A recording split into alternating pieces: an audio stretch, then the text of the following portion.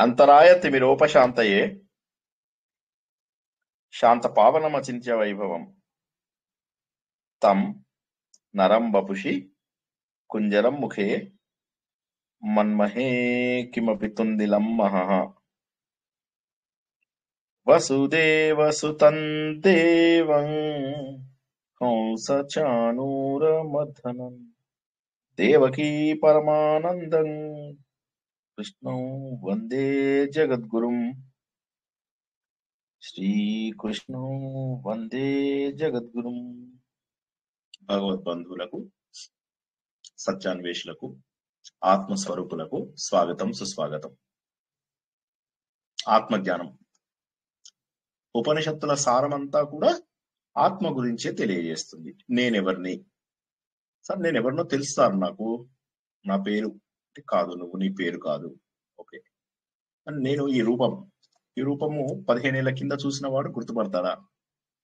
గుర్తుపట్టాడు, okay. So కాబట్టి నేను ఇన్నాళ్ల పాటు దేహం దేహం దేహం దేహం అని అనుకుంటున్నావో ఆ దేహం మార్పు చెందింది. అండ్ రేపు ఈ దేహం ఉండకపోవడానికి కూడా అవకాశం ఉంది. కాబట్టి ఏదైతే నువ్వు ఇది నేను నేను నేను అనుకుంటున్నావో ఆ దేహం లోపల ఎన్నో మార్పులు వచ్చాయి. ఆ తర్వాత ఈ దేహం ఉండకపోవడానికి కూడా అవకాశం ఉంది. కానీ నేను అనేది మాత్రం పర్మనెంట్. నేను అనేటటువంటిది ఎప్పటికీ ఉంటుంది. హిందూ ధర్మం మొత్తం చెప్పేది ఏంటంటే, బాబు నువ్వు శాశ్వతుడవి, నువ్వు భగవంతుడు స్వరూపుడవి. మనకు వేదాలు మనం మొదట్లో చెప్పినట్టుగా ఒక్కసారి మళ్ళీ జస్ట్ క్విక్ గా మొదటి భాగాలన్నీ కర్మకాండాలను తెలియజేస్తాయి. మొదటి 3 భాగాలు. చివరి భాగమైన ఉపనిషత్తు జ్ఞానకాండాన్ని తెలియజేస్తుంది. సంహిత, బ్రాహ్మణము, అరణ్యకము కర్మకాండాలను తెలియజేస్తాయి. చివరిదైనటువంటి ఉపనిషత్తు ఏదైతే ఉందో ఇది మనకు జ్ఞానకాండ తెలియజేస్తుంది. అయితే ఈ మూడిట్లో ఉపనిషత్తులు ఉండవా అంటే ఉంటాయి, వాటిలో కూడా ఉపనిషత్తులు ఉంటాయి. కొద్దిగా ఓవర్లాప్ ఉంటాయి. మరీ స్ట్రిక్ట్ గా ఒక గట్టిగా ఒక గీత గీసేసేయలేం మనం. కానీ ఎక్కువ శాతము చివర్లోనే ఉంటాయి అన్నమాట. అయితే ఎందుకు చివర్లో అంటే, ఒక వ్యక్తి ముందు మనం నారాయణీయంలో ఏం తెలుసుకున్నాం, ఆయన బాబు నా ఆరోగ్యం కాపాడు దేవుడా అని చెప్పేసి అనుకుంటూ అనుకుంటూ అనుకుంటూ అనుకుంటూ కొద్దిసేపటికి ఆ భాగవతం చదువుతూ ఆ 3 నెలల్లో తన్మయత్వంలోకి వెళ్ళిపోయాడు. తన్మయత్వంలోకి వెళ్ళి ఆయన ఏ స్టేజ్కి వెళ్ళిపోయాడంటే, తన్మయత్వంలోకి వెళ్ళిపోయి ఈ రోగం ఎంత, భగవంతుడు గొప్ప ముందు ఈ రోగం ఎంత నాకు అని మోక్షం కావాలి అని చెప్పేసి అడుగుతూ వెళ్ళిపోయాడు అనమాట. సో కాబట్టి ఇదంతా ఏంటంటే మన లోపల ఎదుగుదలను సూచిస్తుంది నారాయణీయం. అదే విధంగా మన లోపల ఎదుగుదలను సూచించేవన్నీ కూడా ఈ ఉపనిషత్తులలోంచి వచ్చినవే. అద్వైతం అనేటటువంటిది ఏదైతే ఉందో అది శంకరాచార్య తీసుకొచ్చినది కాదు. మన వేదం యొక్క చివరి భాగంని వేద అంతము అంటాము. ఈ వేద అంతంనే ఉపనిషత్తు అని కూడా అంటాము, జ్ఞానకాండ అంటాము, జ్ఞాన శిఖ అంటాము, ఉత్తర మీమాంస అంటాము, బ్రహ్మసూత్రాలు అంటాము, దాన్నే భగవద్గీత అంటాము, దాన్నే ఉపనిషత్తులు అంటాము. సో ఇదంతా కూడా చివరి భాగం ఏదైతే ఉందో ఇక్కడ పూర్తి స్థాయి జ్ఞానం ఉంది. బాబు నువ్వు ఎదుగుదల వచ్చినా కొద్దీ అంటే చిన్నప్పుడే నీకు ఇప్పుడు ఒక 20 ఏళ్ల పిల్లోని కూర్చోబెట్టి రావయ్యా నీకు నేను జ్ఞానబోధ చేస్తాను, మనం ఆత్మస్వరూపులము అంటే వాడికి ఏమర్థం అవుతుంది? అదే నువ్వు ఉద్యోగానికి వెళ్తున్నావు కదా, ఒకసారి దేవుడికి దండం పెట్టుకొని వెళ్ళు అంటే దండం పెట్టుకొని వెళ్తాడు. మనం ఏం చేస్తున్నాము, దానినే కొనసాగిస్తూ ఉన్నాము జీవితం అంతా కూడా. మనం ఇంకా ఆ అడుక్కు తినడానికి అలవాటు పడిన వాడు ఏమైతే అడుక్కు తింటూనే ఉంటాడు. దేవాలయానికి వెళ్ళిన వాళ్ళు ఆ భక్తులు ఎలా ఉంటారు తెలుసా, దేవుడా నన్ను కాపాడు ఇలా ఏడుస్తూ బిచ్చగాళ్ళలాగా తయారవుతున్నారు. అంటే ఏంటి, వాళ్ళ లోపల బిచ్చగాళ్ళలాగా ఉండిపోదామనే ఉంది కానీ వాళ్ళకి ఎంతసేపు కూడా నా లోపల ఉన్నటువంటి పవిత్రత, నా లోపల ఉన్నటువంటి దైవత్వము, వీటిని నేను ఆవిష్కరించుకోవాల్సినటువంటి సమయం ఆసన్నమైతోంది, నాకు వయస్సు పెరుగుతోంది, వయస్సుతో పాటుగా బుద్ధి పెరగాలి అనేటటువంటి ఆలోచన రాకుండా ఉండడం. అయితే ఉపనిషత్తులు అర్థం చేసుకోవడం కష్టం, ఆ మాట ఒప్పుకుందాం. అయితే ఎవరికి కష్టము, ఎవరైతే మొదటి నుంచి కూడా కాస్త ఉపనిషత్తుల పైన కాస్త ధ్యాస పెట్టారో వాళ్ళకి కష్టం. అయితే ఉపనిషత్తులు అనేవి ప్రత్యేకమైనటువంటివి కాదు. ఉపనిషత్తులు అనేవి వాళ్ళ జీవితంలో ఆటోమేటిక్ గా వస్తాయి. ఒకసారి నేను చెప్తాను, ఆలోచించండి కరెక్టా కాదా.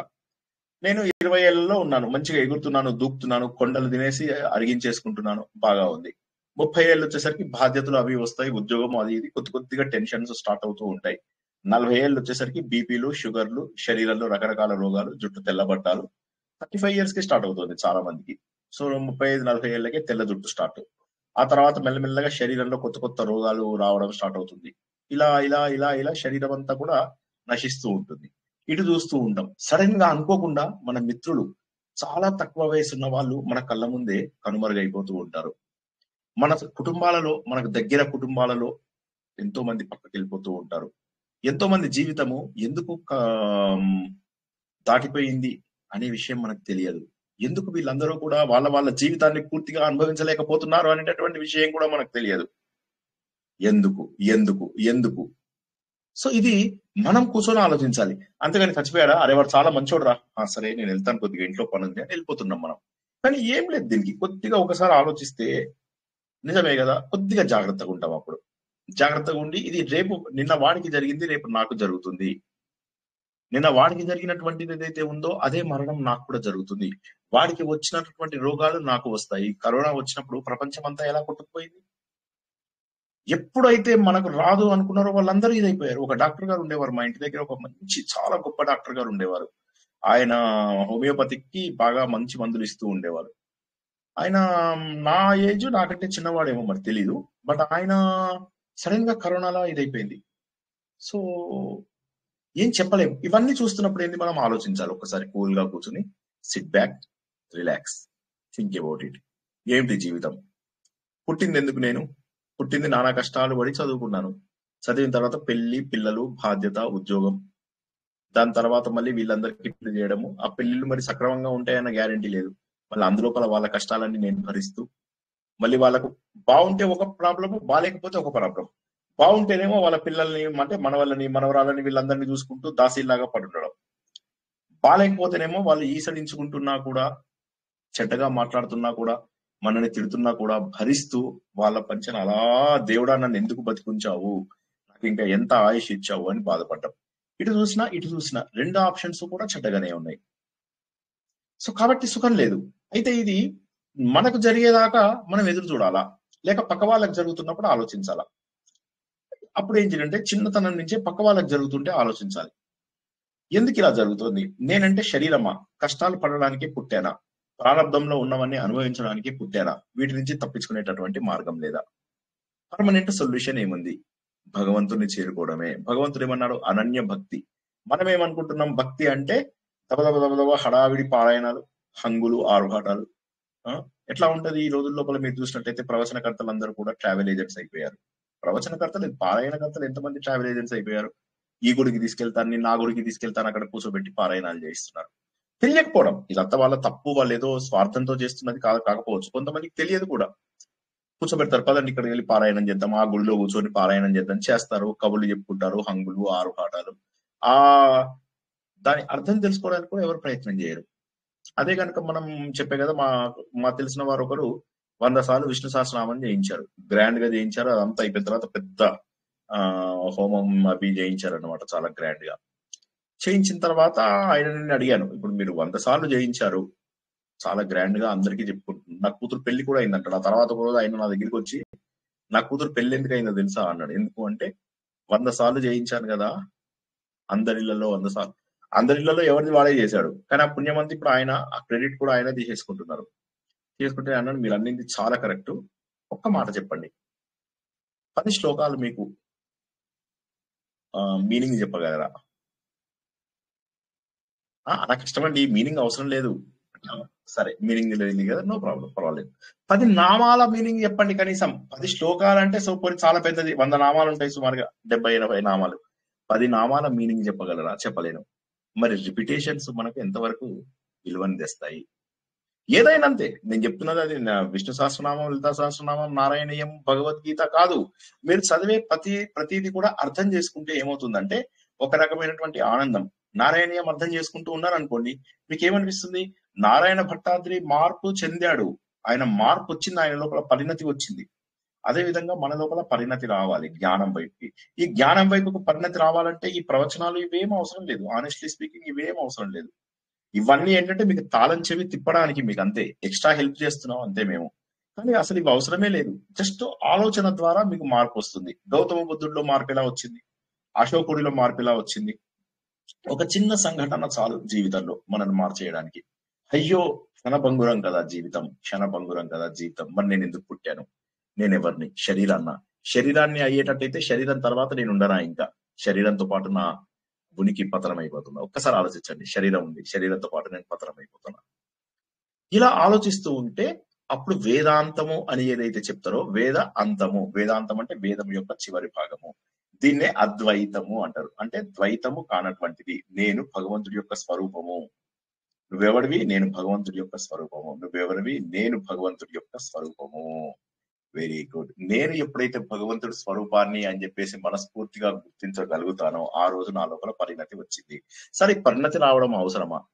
ఇప్పుడు మీరు అన్న మాటలే విందాం సార్. మీరు చెప్తుంటే తీయగా బాగానే ఉంది, కొద్దిగా మీరు చెప్తుంటే అప్పుడప్పుడు కష్టం అనిపిస్తుంది. నేను నేను నేను ఈ ఐ అన్నారు, చుట్టుపక్కల అన్ని టీ థాట్స్ పెట్టారు, దీన్ని కట్ చేయి, దీన్ని కట్ చేయి. అయితలేదు సార్, మాకు ఇంటి దగ్గర కుదరడం లేదు. ఏం చేయమంటారు? ఏం చేయమంటారు? దీని బదులు ఈ మీరు తబలా తీసుకొని రండి. అందరు ఊహించుకుంటున్నారా లేదా? తబలా తీసుకురావడం, నా మెడ లోపల తబలా ఇది ఉంది కదా, దీని బదులు తబలా వేయండి అందరూ. ఇంకా చెప్పలేదే అనుకున్నాను సార్. అనుకున్నారా? అమ్మయ్యా. సో నేను తబలా వేసుకుంటాను, తబలా కొడతాను మంచిగా. ఇప్పుడే భోజనం అది చేశాను, మంచిగా కాఫీ కూడా తాగేసేసి చక్కగా కంఫర్టబుల్ గా కూర్చుంటాను. మీరంతా కూడా చిడతలు పట్టుకోండి, విఠల విఠల పాండురంగ విఠల. ఏమి చేయక్కర్లే, మీరు అలా కూర్చోండి, మీకు మోక్షం వచ్చేస్తుంది. ఇదెక్కడి న్యాయం? ఇదెక్కడి ధర్మం? ఆలోచన అనేటటువంటిది లేకుండా మనిషికి ఇచ్చినటువంటి ఒకే ఒక వరం ఆలోచించగలగడం.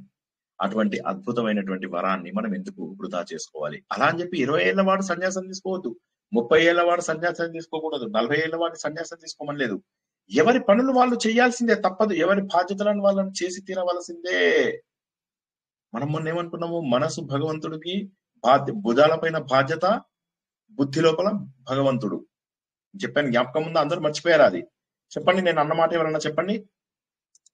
భుజాల పైన బాధ్యతలు, బుద్ధిలో భగవంతుడు ఉండాలి. Very good, very good. So ఈ మాట నిరంతరం గుర్తుంచుకోండి. నేను ఎప్పుడు కూడా బాధ్యతలు వదిలేయమనట్లేదు. ఓకే, బాధ్యతలు చెయ్యండి, కానీ బాధ్యత ఎంతవరకు అనేది ఆ లిమిట్ పెట్టుకొని చేయండి. మీరు పిల్లల్ని ప్రేమించకుండా ఉండడం అనేది మీ జీవితంలో అసంభవం. గుర్తుంచుకోండి ఒక్క విషయం. ఓకే, ఇప్పుడు నేను కొన్ని కండిషన్స్ చెప్తాను, దానికి మీరు జవాబు చెప్పండి.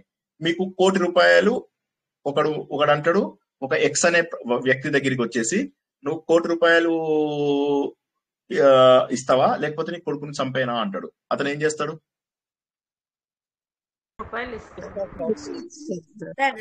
ఎందుకంటే కొడుకు ప్రాణం కాపాడుకోవాలని ఇస్తాడు. సో ₹1,00,00,000 కష్టం అనుకోండి, అయినా కూడా తన అన్ని తాకట్టు పెట్టుకొని అయినా ఇస్తాడు. తనకు తెలిసిన వాళ్ళు ఎవరో హాస్పిటల్లో పడ్డారు. ఇప్పుడు ఉదాహరణకి మనం అంటే ఇన్సూరెన్స్ అవి తీసుకుంటాం కదా హెల్త్ కి. చాలా మంది పాపం పల్లెటూరు నుంచి వచ్చిన వాళ్ళు ఏం చేస్తుంటారంటే ఈ ఇన్సూరెన్స్ అవి తీసుకోకుండా హాస్పిటల్ లోపల జాయిన్ అవుతారు అనమాట. జాయిన్ అయితే వాళ్ళు పొలాలు అమ్ముకుంటారు, వాళ్ళ ఆస్తులన్నీ అమ్ముకుంటారు. సో చాలా దారుణం. కొంతమంది కిడ్నీలు అమ్ముకుంటారు. మీరు అది సినిమా చూస్తారు కదా, వేదం. సో అలాగా వాళ్ళు పాపం అన్ని అమ్ముకొని ఆస్తి కోసం, డబ్బు కోసం అని ఎంతో కష్టపడి ప్రాణాలు కాపాడుకోదామని చెప్పి ప్రయత్నం చేస్తారు. సో ప్రేమ ఉండదు అనేసి ఇక్కడ కాదు. ఇక్కడ ఏమైతుందంటే మనం ప్రేమించాలి. ఓకే, తర్వాత మీరు ముఖ్యమా మీ పిల్లలు ముఖ్యమా అనేది వచ్చింది అనుకోండి, మనం ఏం చేస్తాం? పిల్లలు ముఖ్యమా అని చెప్పేసి మన ప్రాణం పోయినా పర్వాలేదు అని చెప్పేసి అనుకుంటాం. అవునా? ఇప్పుడు మనకు అక్కడ ప్రాణము ఇది లేదు, మనం ఉన్నాము, మన ఆప్త మిత్రుడు ఉన్నారు అనుకున్నాం. నా ఆప్త మిత్రుడు ఉన్నాడు, నేనున్నాను. ఇప్పుడు ఎవడో ఒక వరద వచ్చింది, అప్పుడు నేనేం చేయాలి? నేను రక్షించుకోవాలి, నన్ను నేను రక్షించుకోవాలా, నా ఫ్రెండ్ రక్షించాలా? మనమే రక్షించుకోవాలని ఆలోచిస్తాం సార్. కరెక్ట్, మనల్ని మనమే రక్షించుకుంటాం. అది ధర్మమా అధర్మమా పక్కన పెట్టేయండి, మనం ఆ టైం లోపల అదే చేస్తాం. అంతెందుకు, ఒక దేశం లోపల వరద వచ్చినప్పుడు ఏమైందంటే ఒక తల్లి ఈ మొత్తం ఇట్లా మునిగిపోతుంది అన్నమాట. సో ఏం చేసిందంటే తన పిల్లల్ని కింద వేసి వాళ్ళ మీద నిలబడి తన తలని మాత్రం ఆ నీళ్లకు పైన పెట్టుకొని బతికింది. సో ఒక్కొక్కసారి ప్రాణం పోతుంది అనే టైం లోపల మనకు ఎక్కువ వివేకం ఉండదు. తర్వాత ఏడ్చి ఉండవచ్చు, ఆమె అమెరికా లోపల ఏడ్చి ఉండవచ్చు, కానీ ఆ సమయంలో ఆమె ఎంత అయినా సరే నా ప్రాణాన్ని కాపాడుకోవాలి అని చెప్పేసి అనుకుంటారు. అవునా? ఇలా ఆలోచించుకుంటూ వెళ్ళినట్లయితే, మనం వెనకకు ఆలోచించుకుంటూ వెళ్ళినట్లయితే ఈ దేహమే ఉండదు అన్నప్పుడు, అంటే ఈ దేహాన్ని కాపాడుకోవడానికి ఎంత కష్టపడుతున్నామో ఆలోచించండి. కొద్దిగా నేను చెప్పిన పద్ధతిలో కొద్దిసేపు ఆలోచించండి. నేను మళ్ళీ కొద్దిగా సులభంగా చేయడానికి ట్రై చేస్తా. కొద్దిగా కష్టం, ఇంకొక కష్టమైన పాయింట్ ఉంటుంది. ఇప్పటిదాకా ఏమన్నా కష్టం ఉందా అందరికి? Very good. అయితే ఒక కష్టమైన పాయింట్ ఉంటుంది, అది కూడా ఇట్లాగే వీలైనంత సులభంగా ఎగ్జాంపుల్స్ తో చెప్పడానికి ప్రయత్నం చేస్తాను. సో ఇలాగ దేహాన్ని కాపాడుకుంటూ వస్తున్నాం. కానీ దేహం అనేటటువంటిది శాశ్వతంగా ఉండేది కాదనుకోండి, ఈ బంధాలు అనేటటువంటివి శాశ్వతంగా ఉండేవి కాదు అనుకోండి, అప్పుడు మీరు దేనికోసం ప్రయత్నం చేస్తారు? నేను ఎవరిని అనే దాని గురించి ప్రయత్నం చేస్తారా, లేకపోతే ఇంకా దేహాన్ని కాపాడుకోవాలని చెప్పి ప్రయత్నం చేస్తారా? ఈ దేహం లోపల కాళ్ళు పనిచేయడం లేదు, చేతులు పనిచేయడం లేదు, ఏమీ పనిచేయడం లేదు. ఇప్పుడు మీకు ఈ దేహం అవసరమా, లేకపోతే చక్కగా కొత్త దేహం తీసుకుందాం అనుకుంటారు? ఒక్కసారి ఆలోచించండి. దేవుడు తీసుకోకపోతే అవునా? కొత్త దేహం కావాలి, కొత్త దేహం కావాలనుకుంటాం. కాబట్టి దేహం అనేటటువంటిది ఇక్కడ పడేసేటటువంటి వస్తువు. దేహం అనేటటువంటిది ఇక్కడ పడేసే వస్తువు. నిర్వాణ దశకం అనేది ఏం చెప్తుందంటే, దేహాన్ని పడేసేటటువంటి స్థాయి నువ్వు ఎప్పుడు రావాలి? ఆ అంత్య దశ లోపల రావద్దు, మొదట్లోనే ఆలోచించాలి, చక్కగా కూర్చొని ఆలోచించాలి. అండ్ ఇంకొకటి మాట చెప్తున్నాను, నేను గుర్తుంచుకోండి, జీవితం మారిపోతుంది ఇటువంటివి వినడం వల్ల, ఈ ఆత్మబోధలు వినడం వల్ల. ఎందుకంటే మన వేదాలన్నీ చెప్పేది ఇదే. అయితే ఇప్పుడు అద్వైత భావన లోపల ఏం తెలుసుకుంటాం మనము? ఇలా ఆలోచించుకుంటూ చివరికి ఏమనుకుంటామంటే, ఓహో ఇప్పుడు అర్థమైంది నాకు, నేను దేహాన్ని కాదు, నేనెవరిని? ఆ పరబ్రహ్మని. నేనెవరిని? ఆ దేవుడని. నేనెవరిని? ఆ దేవుడి యొక్క స్వరూపాన్ని. మమైవాంశో జీవలోకే జీవభూత సనాతన అని చెప్పాడు. కాబట్టి నేనెవరిని? న భూమిర్న తోయం న తేజో న వాయు న ఖం నేంద్రియం వాన తేషాం సమూహ అనేకాంతికత్వాత్ సుషుప్త్యేక సిద్ధః తదేకో వశిష్ఠ శివ కేవలోహం. నువ్వెవరివి? నేను అన్ని నావి కావు, నావి కావు, నావి కావు, నాది కాదు, నాది కాదు, నేను కాదు, నేను కాదు, నేను కాదు, నేను కాదు అని చెప్పేసి తీసేసిన తర్వాత అవశిష్టం తత్ ఏక. తత్, ఈ తత్ అనే పదం ఏదైతే ఉందో ఇది చాలా అద్భుతమైనటువంటి పదం. ఈ తత్ అనేది పరబ్రహ్మం చూపిస్తుంది అని మనం చాలా సార్లు తెలుసుకున్నాం. ఒక ఉదాహరణ చెప్పండి తత్తుతో వచ్చేది. తత్వమసి. తత్వమసి. సో ఏమైతుంది? ఆ తత్ అనేటటువంటి పదం. సో కాబట్టి నేను ఎవరిని అంటే, ఆ ఒకే ఒకటి మిగిలిపోయినటువంటి అవశిష్టము. అవశిష్టం అంటే మిగిలిపోయినటువంటి శివం కేవల అహం. నేనెవరైతే ఉన్నానో ఆ శివం నేను భగవంతుడి యొక్క స్వరూపాన్ని, నేను పవిత్ర. జస్ట్ ఇది ఒక్కసారి ఆలోచించండి. సార్ మీకు ఒక దండం పెడతా సార్, నైట్ 9 o'clock ఇవన్నీ పెట్టి మమ్మల్ని సతాయించద్దు సార్, మాకు హ్యాపీగా ఉండేలాగా చేయండి, మాకేం కష్టాలు వద్దు, మాకేం బాధలు వద్దు, మమ్మల్ని పీస్ఫుల్ గా ఉంచండి. మీ కోరిక ఇంతకు మించి ఏదైనా ఉందా? ఎవరికైనా చెప్పండి. ఎవరికైనా సరే దీనికి మించి కోరిక ఉందా? కానీ సార్ మీరు ఎంత చెప్పినా వినాలని ఉంది, కానీ మీరు వద్దని లేదండి సార్. మాకు ప్రతి అంతే అంతే సార్, ప్రతిరోజు ఉండాలి మాకు క్లాస్ అని అనుకుంటాం సార్ మేము. అది ఓకే. నేను చెప్పేది ఏంటంటే, ఎప్పుడు ఆనందంగా ఉండాలి, మాకు కష్టం రాకూడదని ఎంతమందికి ఉంది ఇందులో లోపల నాకు చెప్పండి ఒకసారి. అందరికీ వచ్చినా తట్టుకొని నిలబడే శక్తి కావాలి సార్. కష్టాలు సుఖాలు వద్దు మనకు, తట్టుకునే శక్తి రావాలి అని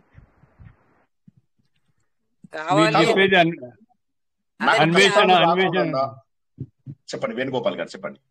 మీరు చెప్తారు కదా సార్, అన్వేషణ అంటే ఎత్తుకోవాలి, మనం ఇంకా వెతుక్కోవాలి. ఏం చెప్తారు సార్? అవునవును. ఇప్పుడు నేను అన్నదానికి జవాబు చెప్పండి. నాకేం కష్టాలు వద్దు, నాకు సుఖంగా ఉండాలి, నిరంతరము ఆనందంగా సుఖంగా ఉండాలని ఎంతమందికి ఉంది ఇందులో అంటున్నాను. అందరికీ కష్టం మటుకు వచ్చి తీరుతుంది సార్. కష్టం సుఖం రెండు భరించాలి తప్ప. నేను రాకుండా నేను టెక్నిక్ చెప్తానంటున్నా. నేను రాకుండా ఒక టెక్నిక్ ఇస్తే మీ అందరికీ మీరు టెక్నిక్ చెప్పినా కూడా వచ్చేది వస్తుంది కర్మ, తప్పదు. రాదు ఇంకా సుఖంగా ఉండాలని,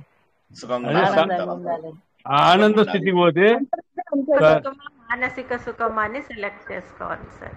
ధ్యానంలో ఆనంద స్థితి వచ్చినప్పుడు, ధ్యానం చేసినప్పుడు ఆనంద స్థితి వచ్చినప్పుడు ఏ కష్టాలు రావు. సో ఇప్పుడు మనం ఏం తెలుసుకున్నాము? అందరికీ కూడా ఏది కష్టం అనిపించదు. కష్టాలు వచ్చినా కష్టంగా అనిపించవు, రాకుండా ఉండవు కష్టాలు. మనం ఆ స్టేజ్కి వెళ్తే దాన్ని రైట్, దేహం మీరు చెప్పింది. అనుకున్నంత ఇప్పుడు వరకు కష్టాలు సుఖాలు అనిపిస్తాయి సార్. దేహం కాదు అనుకునే స్టేజ్కి రావాలి, అప్పుడు ఆ, సార్ ఏం సుఖాలు చెప్తుందంటే కష్టాలు ఆనందంగా ఉండాలంటే టెక్నిక్ చెప్తా, మీకు అదే ఉందా అని అడుగుతుండు సారు. అంతే, అది బాగా అర్థమైంది మీకు కరెక్ట్ గా. అది అది నేను అడిగింది అది. అందరికి ఆనందంగా ఉండాలని ఉందా అని అన్నాను. ఉంది సార్. బస్ అంతే, దట్ ఈస్ ద ఆన్సర్. ఆనందంగా ఉండాలని ఉంది డెఫినెట్లీ కాబట్టి సార్, అంతే, అన్డౌటెడ్లీ. సొల్యూషన్. సో అది ఆ స్థితిని ఏమంటారంటే అద్వైత స్థితి అంటారు, సింపుల్. అలాంటి స్థితి లేదు అనుకుంటాం మనం.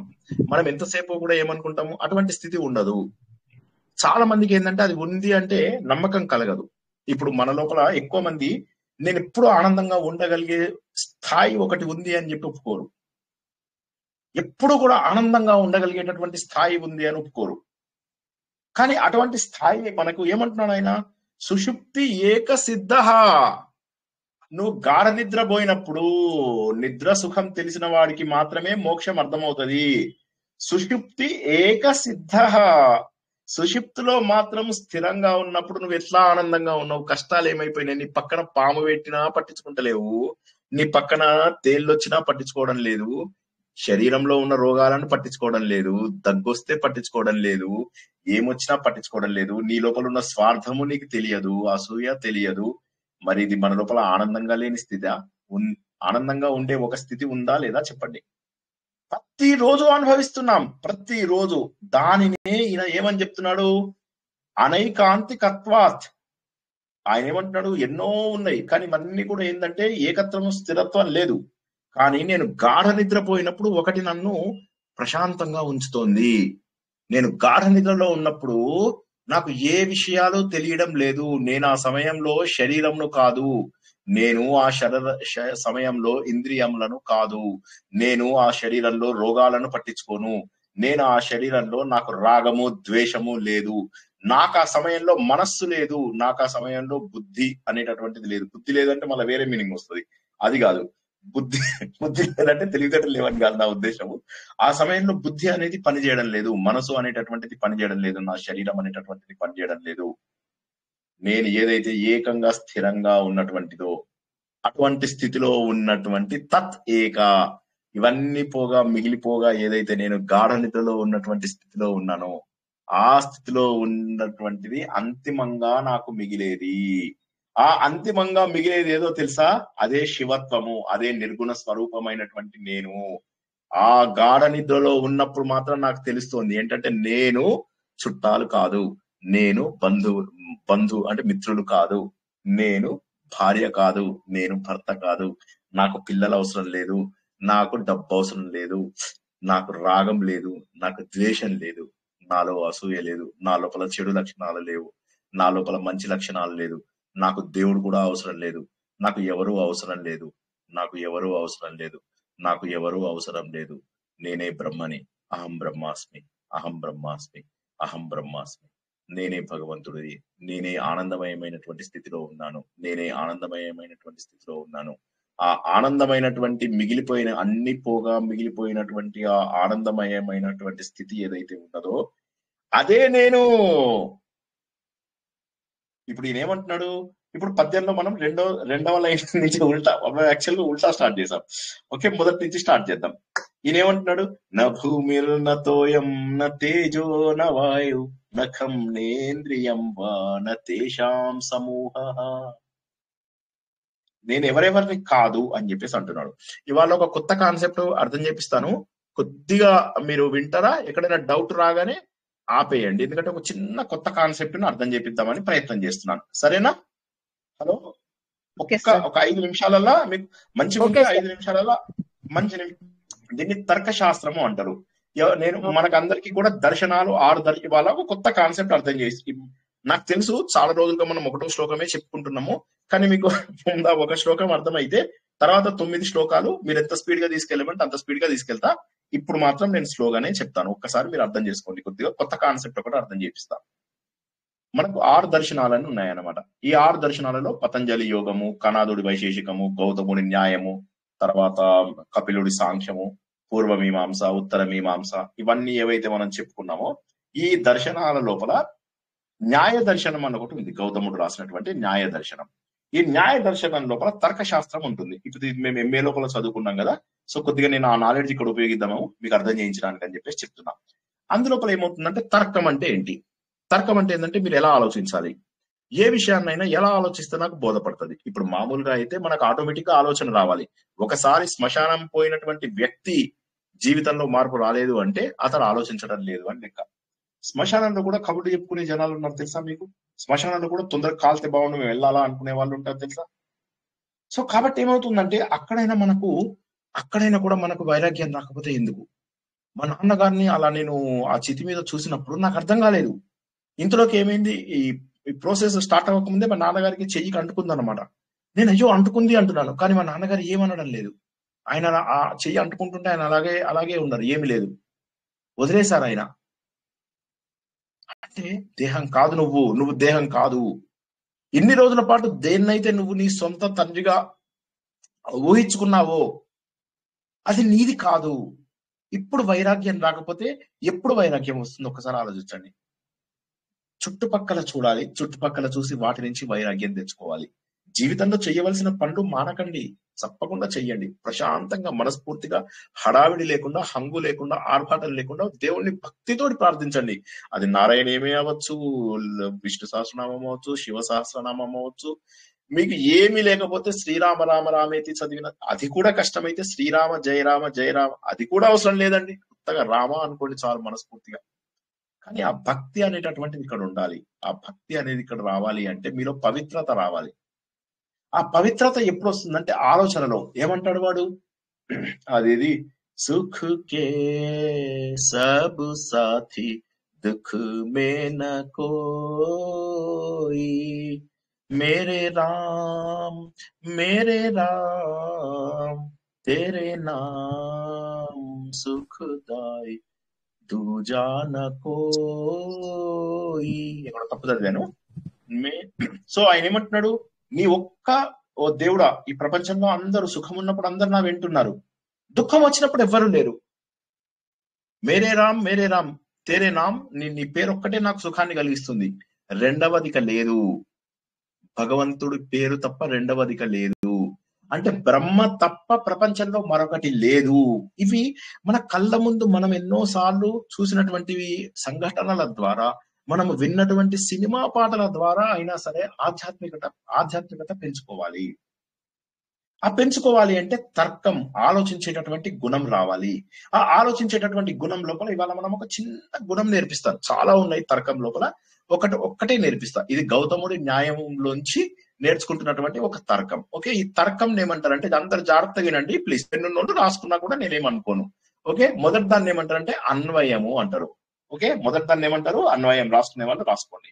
రెండవ దాన్ని ఏమంటారు అంటే, రాసుకుంటున్నారా, అన్వయం రాసిన తర్వాత వ్యతిరేకము. అన్వయము వ్యతిరేకము ఈ రెండిటి ద్వారా ప్రపంచం మొత్తంలో కూడా ఈ రెండిటి ద్వారా తర్కాన్ని తీసుకొస్తారు వాళ్ళు. తర్కాన్ని తీసుకొచ్చి ఏం చేస్తారు, ఆలోచించడం మొదలెడతారు. అన్వయం అంటే ఏంటి, వ్యతిరేకం అంటే ఏంటి, ఒకసారి మనం ట్రై చేసుకుందాం. ఇది తర్కశాస్త్రంలో కూడా చాలా చాలా ఇంపార్టెంట్ మెథడ్ అన్నమాట. వాళ్ళు ఏది చేయాలన్నా ఇదే. బుద్ధిస్ట్ దీంట్లో కూడా మీరు చూసినట్లయితే, మీరు బుద్ధిస్టులు వాళ్ళు విద్య నేర్చుకునేటప్పుడు ఎవరైనా చూసారా టీవీలో వాటి లోపల వాళ్ళు ఇలా కొట్టి ఇలా చేయవని చూసారా ఎవరన్నా ఇట్లాగా? ఎవరు చూడలేదా? నిద్రపోయారా ఇప్పుడు అందరు? హలో హలో హలో మళ్ళీ చూసాం సార్. ఇలా కొడతారు, ఇలా అంటారు, ఇలా కొట్టి ఇలాగా. అది డాన్స్ స్టెప్ లాగా ఉంది సార్. ఇది తర్కం అన్నమాట. తర్కం, ఆర్గ్యుమెంట్. నువ్వు చెప్పింది కరెక్టే, కానీ నాకు కావాల్సిన జవాబు ఇది, ఇలా చెప్తుంటారు తర్కం. ఈ తర్కం లోపల ఏం చేస్తుంటారంటే వాళ్ళు అన్వయం అని వ్యతిరేకం అని ఉంటుంది. అన్వయం అంటే ఏంటంటే, ఉదాహరణకు చెప్తా మీకు, ఇది చాలా పాపులర్ ఎగ్జాంపుల్ నేను చెప్పేది. పొగ ఉన్న చోట అగ్ని ఉందని లెక్క. ఓకే, పొగ ఉన్నది అంటే అగ్ని ఉన్నది అని చెప్పి లెక్క. దీన్ని అన్వయము అంటారు. ఏమంటారు? అన్వయము అంటారు. ఇప్పుడు దీన్ని వ్యతిరేకం అంటే ఏంటంటే, పొగ లేని చోట అగ్ని లేదని లెక్క అంటారు. ఒకసారి ఎవరైనా చెప్తారా ఇప్పుడు నేను చెప్పిన మాటని? పొగ ఉన్న చోట అగ్ని ఉందనేది ఒకటి, పొగ ఉన్న చోట అగ్ని లేదు అనేది ఒకటి. అన్వయం ఫస్ట్ అన్వయం. పొగ ఉన్న చోట అగ్ని ఉన్నది అనేది అన్వయం, పొగ ఉన్న చోట అగ్ని లేదు అనేది వ్యతిరేకం. తప్పు చెప్పారు, రెండో తప్పు చెప్పారు. పొగ లేని చోట అగ్ని లేదు అనేది వ్యతిరేకం. ఈ రెండు ఒకే మాట చెప్తున్నాయా లేదా? ఒకటే చెప్తున్నాయి కానీ సో ఈ రెండు అన్వయము వ్యతిరేకము అయినప్పటికీ కూడా ఈ రెండు ఒకటే మాట చెప్తున్నాయి.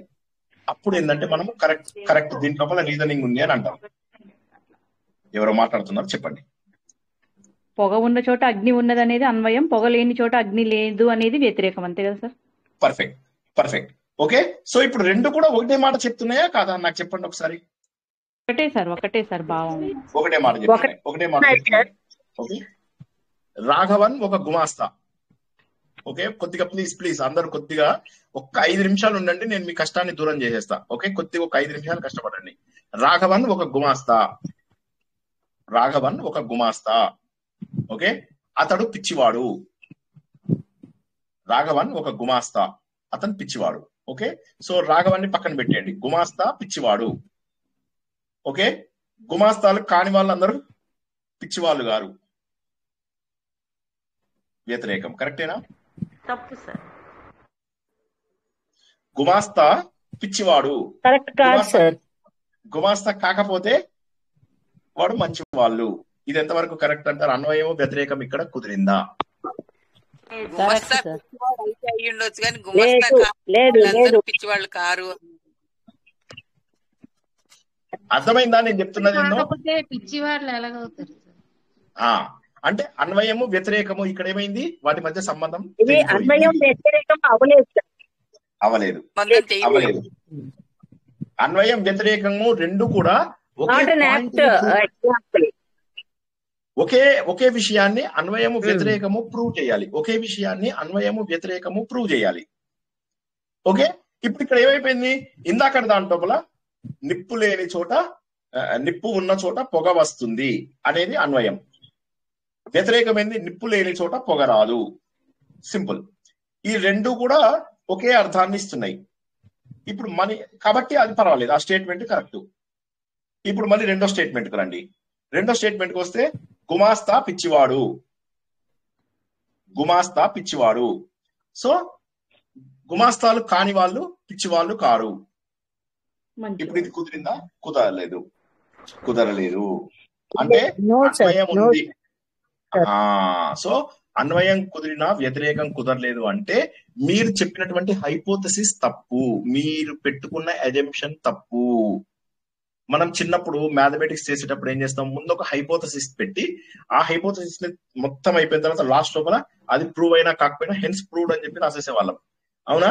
సో మ్యాథమెటిక్స్ లోపల అంతా అయిపోయిన తర్వాత ప్రూవ్ చేసి, అదే విధంగా తర్కశాస్త్రం లోపల ఈ అన్వయము వ్యతిరేకము అనేటటువంటివి ఏవైతే ఉన్నాయో వీటిని బట్టి మనం ఏం చేస్తామంటే అది కరెక్టా కాదా అని తెలుసుకుంటాము. జ్ఞానం ఉన్న చోట చైతన్యం ఉంటుంది. వ్యతిరేకం చెప్పండి ఎవరన్నా.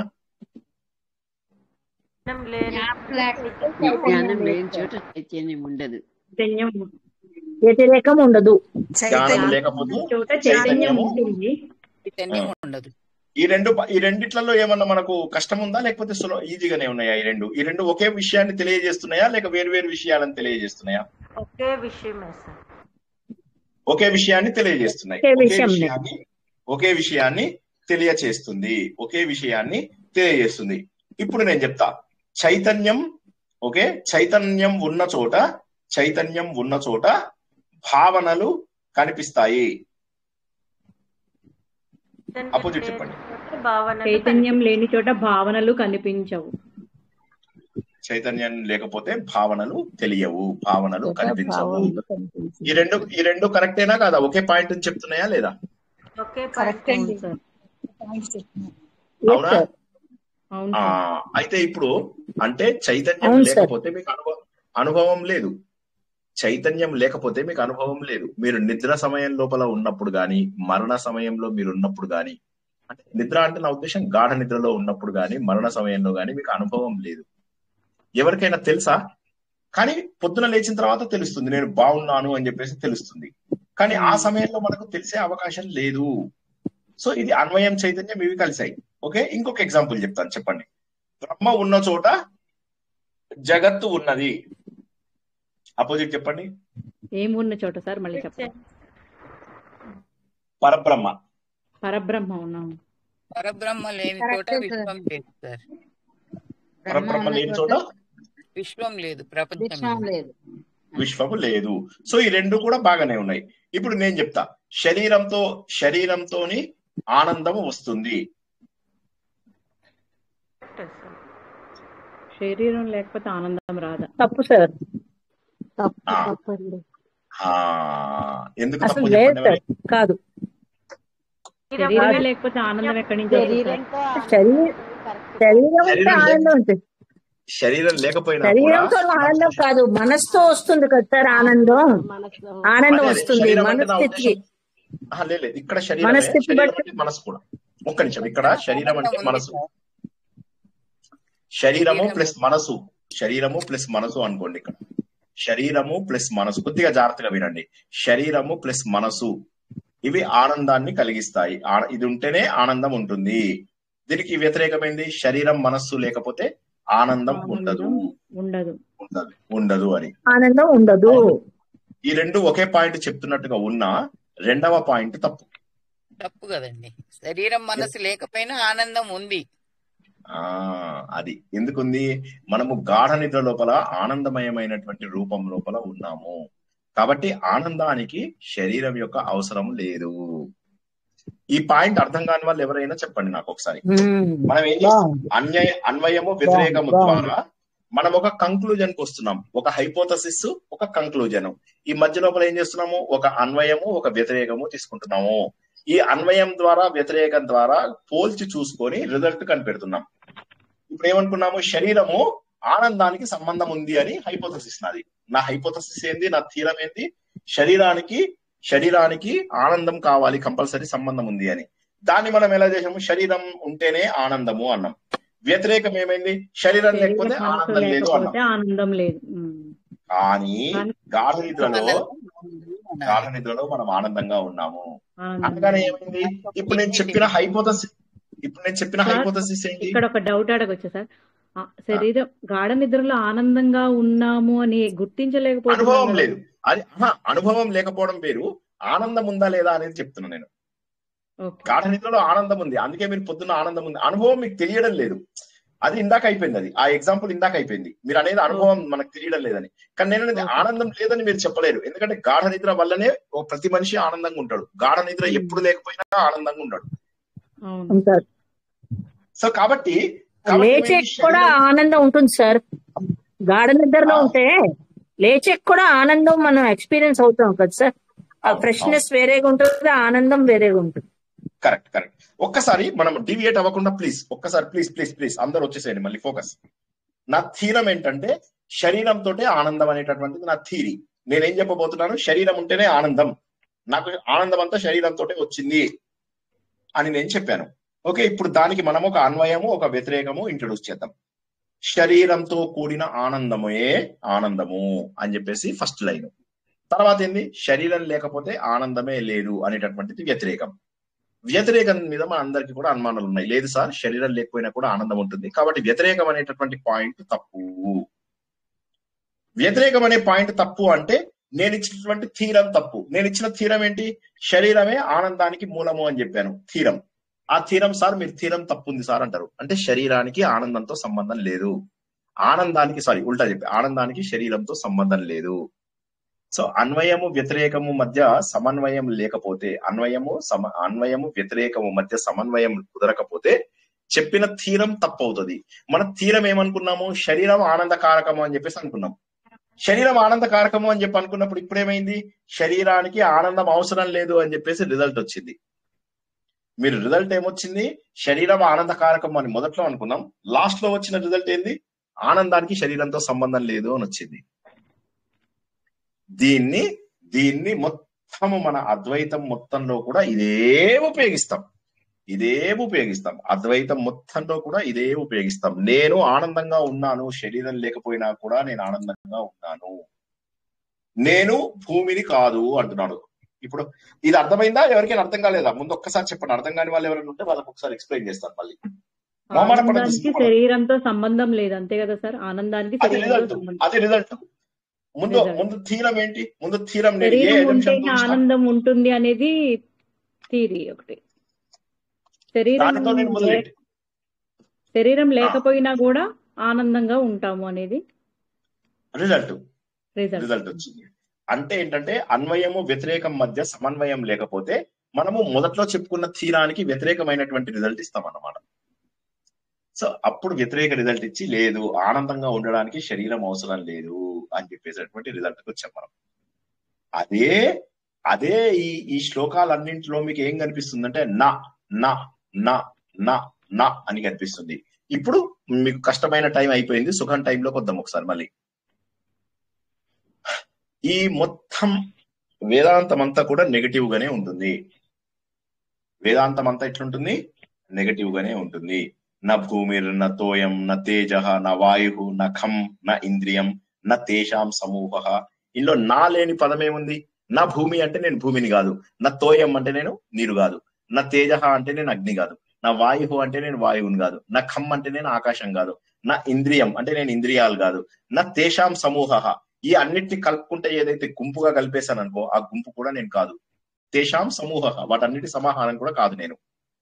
అన్ని నెగిటివ్ ఉంది, ఇవన్నీ నేను కాదు. మరి నేను ఎవరిని? ఇవన్నీ తీసేయగా అవశిష్టం ఒకటి ఉన్నది, ఆ అవశిష్టమే నేను. ఇవన్నీ నేను ఎందుకు కాను అంటే ఇవన్నీ అనైకాంతికత్వాత్ ఏకాంతిక అత్వాత్. ఏకాంతిక అంటే స్థిరత్వం లేదు. స్థిరత్వం ఎందుకు లేదు? నా భూమి అన్నాం. నా భూమి అంటే నా శరీరము భూమితోని తయారైంది, అందరికీ తెలుసు కదా. కొద్దిగా ఇక్కడి నుంచి చాలా సులభం అయిపోతుంది, మళ్ళీ ఒకసారి వినండి. ఫస్ట్ లైన్ ఏంది? నా భూమి. మీరు ఒక్క మాట ఆలోచించవచ్చు, సార్ ఇప్పుడు ఇంత కష్టమైనవి మాకు నెత్తిలో ఎక్కాలా సార్? మాకేం అవసరం సార్? దీని బదులుగా మీ మెడ లోపల అదేసుకోండి, మేము ఇది చేస్తాము, అయిపోదా? అండ్ అలాంటి వాళ్ళే ఎక్కువ ఉన్నారు కదండి సార్. ఇప్పుడు మీరు ఒకసారి ఆలోచించండి, ఎవరు ఎక్కువ ఉన్నారంటారు మీరు? ద్వైతులు ఎక్కువ ఉన్నారా, అద్వైతులు ఎక్కువ ఉన్నారా? ద్వైతులు ఎక్కువ. ద్వైతులు అంటే నేను వేరు దేవుడు వేరు అనే వాళ్ళు ఎక్కువ ఉన్నారు, చాలా మంది ఉన్నారు. అలాంటి వాళ్ళు చాలా మంది ఉన్నారు. సో మరి సార్ వాళ్ళే ఎక్కువ మంది ఉన్నారు. మన వేదాలలో కూడా కర్మకాండలే ఎక్కువ ఉన్నాయి. సో కర్మకాండలే ఎక్కువ ఉండి జ్ఞానకాండ కొద్దిగానే ఉంది కదా సార్. అండ్ జ్ఞానకాండ ఫాలో అయ్యే వాళ్ళు కూడా కొద్ది మందే. మరి అలాంటప్పుడు జ్ఞానకాండని ఫాలో అవ్వమని ఎందుకు అంటున్నారు మీరు? కర్మకాండనే ఫాలో అవ్వచ్చు కదా. ఇప్పుడు నేను చెప్పిన పాయింట్ అర్థం కాని వాళ్ళు ఎవరన్నా అడగండి నాకు. ఇప్పుడు నేను చెప్పిన పాయింట్ లాజిక్ అర్థం కాని వాళ్ళు ఎవరన్నా అడగండి. మొహమాట పడద్దు, అస్సలు మొహమాట పడద్దు. ఇది కష్టమైన టాపిక్, మీరు ఎంత చిన్న ప్రశ్న వేసినా నేను మిమ్మల్ని అవమానం చేయ. సార్ ఏంటి సార్ ధ్యాన కర్మని ఫాలో అవ్వడం సార్? కర్మకాండ ఇప్పుడు మీరేం చేస్తున్నారు? పూజలు, పునస్కారాలు, నోములు, వ్రతాలు. చెప్పాను, ఒక్క నిమిషం. ఇప్పుడు నేనేమన్నానంటే పూజలు, పునస్కారాలు, నోములు, పారాయణలు, అభిషేకాలు ఇవి చేసే వాళ్ళు ఎక్కువ ఉన్నారా, లేకపోతే ఇప్పుడు మనమున్న జ్ఞాన మార్గంలో ఎక్కువ మంది ఉన్నారా? చెప్పండి. ప్రశ్న అడిగింది ఎవరు? ప్రశ్న అడిగిన వాళ్ళు అన్మ్యూట్ చేసుకొని నాకు జవాబు. సునీత గారు, ఎవరు ఎక్కువ మంది ఉంటారు ఈ ప్రపంచంలో, భారతదేశంలో? ఎవరు ఎక్కువ? పూజలు అవి చేసేవాళ్ళే ఎక్కువ ఉన్నారు సార్, ధ్యానం చేసేవాళ్ళు తక్కువగా ఉన్నారు. ధ్యానం కాదు, నాలెడ్జ్. సో ఎక్కువ మంది ఉన్నారు. మరి అలాంటప్పుడు మనం కూడా అదే మార్గము పట్టుకోవచ్చు కదా. అందరూ పాటించేదే పట్టుకోవచ్చు కదా. జ్ఞానం అనేది పరమాత్ముడి తాలూకా భావాన్ని తెలుసుకొని మోక్షం చేరే మార్గాన్ని తెలుస్తుంది కదా. అయితే వీళ్ళందరికీ తెలియదా? ఇప్పుడు శంకర మఠాధిపతులకు వీళ్ళకి తెలియదా? శంకరాచార్య ఏమన్నాడు? అద్వైతం అన్నాడు. మరి వీళ్ళు ఏం చేస్తారు? వీళ్ళు కూడా పూజలు, అభిషేకాలు ఇవన్నీ చేస్తున్నారు కదా. ఎందుకు చేస్తున్నారు? కర్మకాండలు అందరూ చేస్తున్నారు. మరి అద్వైతం వైపు ఎవరు వస్తారు? అందరూ కర్మకాండలు చేస్తే జ్ఞాన మార్గం వైపుకి ఎవరు వస్తారు? నా గురించి నేను తెలుసుకునే దానికి ఎవరు వస్తారు? ఎక్కువ మంది ఉన్నదే కరెక్ట్. సరే, దీనికి ఒక ఎగ్జాంపుల్ చెప్తాను, మళ్ళీ కొద్దిగా జాగ్రత్తగా వినండి. జియోసెంట్రిక్ మోడల్ అని, హీలియోసెంట్రిక్ మోడల్ అని రెండు ఉన్నాయి. మనము జ్యోతిష్యం లోపల మీకు ఆల్రెడీ మనం తెలుసుకున్నాము. రీసెంట్ గా రాధిక కూడా చెప్పు ఉండవచ్చు మీకు. ఒక్కసారి జాగ్రత్తగా వినండి. జియోసెంట్రిక్ మోడల్ అంటే ఏంటంటే, ముందు ఏమీ కనిపెట్టక ముందు భూమి చుట్టూ గ్రహాలన్నీ తిరుగుతున్నాయి అని చెప్పేసి కనిపెట్టారు. ఏమనుకున్నారు? భూమి చుట్టూ అన్ని తిరుగుతున్నాయి అని. భూమి ఒక దగ్గర ఉంది, మిగతావన్నీ గుండ్రగా తిరుగుతున్నాయి గ్రహాలు అని. మనకేం తెలుసు? సూర్యుడు ఉన్నాడు మధ్యలో, సూర్యుడు చుట్టూ అందరూ తిరుగుతున్నారని ఇప్పుడు తెలుసు. కానీ సూర్యుడు కాదు, మొదట్లో భూమి మధ్యలో ఉంది, భూమి చుట్టూ అందరూ తిరుగుతున్నారు అని చెప్పేసి ఒక లాజిక్ వచ్చింది. దాన్ని చర్చ్ వాళ్ళు వీళ్ళు కూడా యాక్సెప్ట్ చేశారు, ప్రపంచవ్యాప్తంగా దాన్ని ఒప్పుకున్నారు. ఓకేనా? తర్వాత హీలియోసెంట్రిక్ అని చెప్పేసి సూర్యుడికి సంబంధించిన దాన్ని హీలియో అంటారు. ఎందుకో చెప్తాను మీకు, అది హీలియో అని ఎందుకంటారో తర్వాత చెప్తాను. ముందు ఫస్ట్ అర్థం చేసుకోండి. తర్వాత కొన్నాళ్ళకి ఏమైంది, ఈయన ఈ టోలమీ ఏమో ఇందాక చెప్పింది కదా. తర్వాత కోపర్నికస్ అని ఒక ఆయన ఏం చేశాడు, అన్ని క్యాలిక్యులేషన్స్ వేశాడు. ఆయన వేసి మొత్తం లెక్కలు కట్టి ఏమన్నాడు, లేదండి సూర్యుడు చుట్టూ తిరుగుతున్నాయి అని చెప్పి కట్టాడు. కాకపోతే ఆయన భయపడ్డాడు, అందరికి చెప్పాలంటే ఆయన భయపడ్డాడు. సూర్యుడు చుట్టూ గ్రహాలు తిరుగుతున్నాయని చెప్పాలంటే వాళ్ళ మతంకి ఎగైనిస్ట్ గా వెళ్ళాలి, చర్చ్ వాళ్ళు ఊరుకోరు. అందుకోసం ఆయన ఏం చేశాడు, చచ్చిపోయే ముందు ఆ తీర మొత్తం రాసేసి చనిపోయాడు. ఆయన చనిపోయి అన్ని సూర్యుడు చుట్టూ తిరుగుతున్నాయి అని చెప్పి, చనిపోయిన వాడిని ఎవరేం చేస్తారు, సో ఆయన రాసేసి వెళ్ళిపోయాడు. వెళ్ళిపోయిన తర్వాత గెలీలియో అని ఆయన టెలిస్కోప్ కనుక్కొని ఆయన ఏం చేశాడు, ఈ కోపర్నికస్ సిద్ధాంతాన్ని తీసుకొని, నికోలాస్ కోపర్నికస్ సిద్ధాంతాన్ని తీసుకొని ఆయన తన దీంట్లో చూసి మొత్తం మీద ఆయన ఏమన్నాడంటే, లేదు అన్ని సూర్యుడు చుట్టూ తిరుగుతున్నాయి. ఇన్ని రోజులు మనం ఏదైతే భూమిని మధ్యగా, భూమి కేంద్రంగా జియోసెంట్రిక్ గా ఉందనుకున్నామో ప్రపంచము, కాదు ఇప్పుడు హీలియోసెంట్రిక్ ఉంది అని చెప్పేసి అన్నాడు. అనగానే ప్రపంచం అంతా ఆయనకు వ్యతిరేకమైంది, ప్రపంచం మొత్తం ఆయనకు వ్యతిరేకమైంది, ప్రపంచం అంతా ఆయనకు వ్యతిరేకమైంది. ఎందుకు? చర్చ్ ఏం చెప్పింది వాళ్ళకి, భూమి చుట్టూ ప్రపంచం తిరుగుతుందని చెప్పి, భూమి చుట్టూ మిగతా గ్రహాలు తిరుగుతున్నాయని చర్చ్ చెప్పింది. కానీ మన గెలీలియో తన టెలిస్కోప్ ఉపయోగించి ఏం కనుక్కున్నాడు, కోపర్నికస్ సిద్ధాంతాన్ని యూజ్ చేసి, కోపర్నికస్ ఏమో పాపం భయంతో చనిపోయాడు. కానీ ఈయన ఏం చేశాడు, టెలిస్కోప్ పెట్టి చూశాడు. చూసిన తర్వాత ఏం కనుక్కున్నాడు, అదే నిజంగానే సూర్యుడు చుట్టూ తిరుగుతున్నాయి అన్ని అని చెప్పి గుర్తించగలిగాడు. కానీ ఆయన ఒక్కడైపోయాడు. జనాలందరూ లక్షల మంది, కోట్ల మంది ఆయనకి ఎగెనిస్ట్ అయిపోయారు. ఈయన సత్యము, ప్రపంచమంతా అసత్యం. ఏది కరెక్ట్ అంటారు ఇప్పుడు మీరు? మెజారిటీ కరెక్టా, మైనారిటీ కరెక్టా?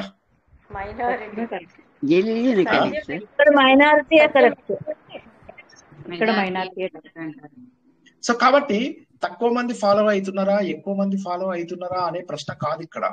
సత్యమేది సత్యమేది అసత్యమేది అనేది తెలుసుకోవాలి మనం. గుర్తుంచుకోండి, సత్యమేది అసత్యమేది.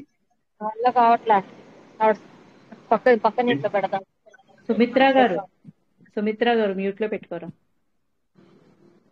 ఆవిడేదో ప్రశ్న అడుగుతున్నట్టున్నారా? సుమిత్ర గారు ఏమన్నా ప్రశ్న అడుగుతున్నారా లేదా? లేదండి. సో అయితే ఏం చెప్తున్నాను, మీరు ఇక్కడ సత్యమా అసత్యమా? అందరూ కూడా భూమి చుట్టూ అన్ని గ్రహాలు తిరుగుతున్నాయని ఒప్పుకున్నారు. చర్చ్ కూడా అదే చెప్పింది, బైబిల్ కూడా అదే చెప్పింది. మరి ఈయన కోపర్నికస్ భయపడిపోయాడు. ముందే ఎందుకు వచ్చింది, నాకెందుకు వచ్చింది గోలరా అనుకున్నాడు, తీరం రాసి పక్కకి వెళ్ళిపోయాడు. ఈయన ఏం చేశాడు, టెలిస్కోప్ కనుక్కొని ప్రూవ్ చేశాడు అన్ని సూర్యుడు చుట్టూ తిరుగుతున్నాయని. ఈయన మైనారిటీలో ఉన్నాడు కదా అని ఊరుకున్నాడా, లేకపోతే సత్యాన్వేషణ చేశాడా? ఆయన సత్యాన్వేషణ చేశాడు.